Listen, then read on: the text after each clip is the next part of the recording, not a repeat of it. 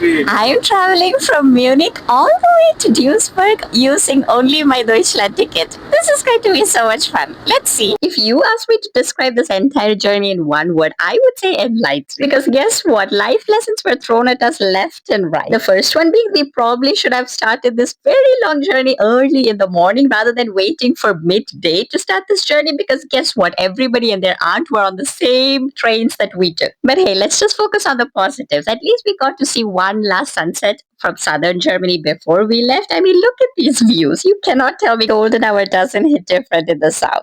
Okay, I'm not going to lie. The first half of the journey was actually not that bad. I mean, we had hiccups here and there, but that is to be expected. But when I tell you the closer we got to NRW, the weirder our experiences became. Let me tell you the weirdest one. So we had to take a train from Frankfurt to Koblenz. Okay, the train ride was only around 2 hours and 10-ish minutes, but let me tell you, that was the worst 2 hours in my travel life. Okay, so let me set the scene. Yash and I were sitting at this base seat, the one where people face each other, but we decided to sit on the same side.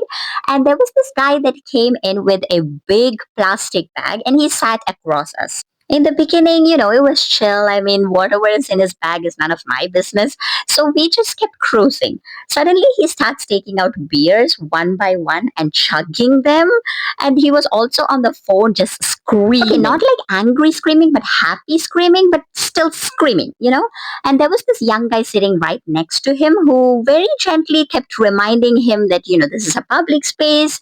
Please keep your volume down, whatever. But this guy was just unfazed. And the next thing we know, he starts burping. Girl, not just like a I am not even kidding when I tell you that I could smell his insides. Like whatever is going on in his stomach, I could smell the entire thing.